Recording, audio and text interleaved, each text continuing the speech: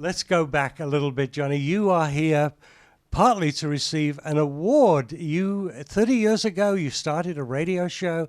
Tell us a little bit about how that came about. Well, it's the Joni and Friends radio program, and it's been airing exactly 30 years. And our friends listening in Europe can go on our website at joniandfriends.org and just go directly to our radio page and listen to these programs and download the radio offers and premiums that we provide. And given the fact that I have been broadcasting for 30 years, the Executive Committee of the National Religious Broadcasters has elected me to be inducted into the NRB Hall of Fame. I'm so excited. That's going to happen Tuesday night, and I am really thrilled. Wow. Ken, what do you think about your wife getting this award? You know, it almost takes my breath away. I really, on a serious note, I really think that this is a well-deserved award, and I think that Joni has exemplified everything that NRB stands for, and especially here the radio programs. Yeah. So now, for those listeners who are not geriatrics like me, just take us back briefly to this terrible day when you had the accident. Well, I'm sure that some of our listeners and viewers might not know this. So it was back in 1967. I was a teenager, and my sister had invited me to go for a swim on the Chesapeake Bay, which I did. Dove off this raft, hit bottom, snapped my head back, crushed my spinal cord at the 4th, 5th cervical level, and that left me paralyzed, lying face down in the water without, the ability to surface. Thankfully, my sister noticed that I didn't surface from my dive, and she quick came swimming to rescue me. And just as I was about to drown, she put her arm under my chest and wrenched me up out of the water. I was spitting and sputtering, and oxygen never tasted so good. And I knew right then, when I saw my arm slung over my sister's shoulder, and yet I couldn't feel it, I knew right then something awful had happened. Little did I know, but later I would learn that I'd become a quadriplegic. My spinal cord had been severed, and I could not use hands or legs. Wow.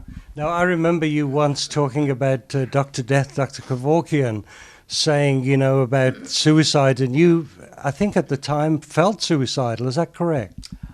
Well, at first, the novelty of being paralyzed and getting all these get well cards and people visiting and all the attention, but when that novelty began to wear off and get well cards trickled off and friends went on to college, got jobs, got married, and I was stuck in that hospital for almost 2 years, then depression began to sink in, deep, dark, despairing, and the reality of living without use of my hands or legs really began to sink in at that point.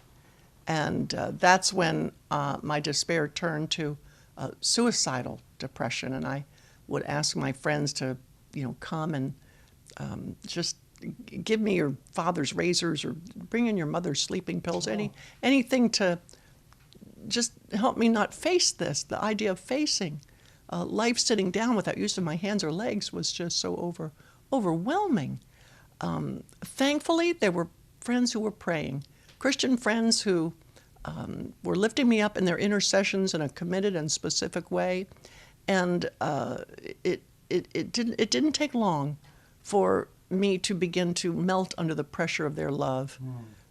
Coming into the hospital, bringing their guitars, bags of donuts, pizza, teen magazines, they just kept me connected to reality, and that connection was so important.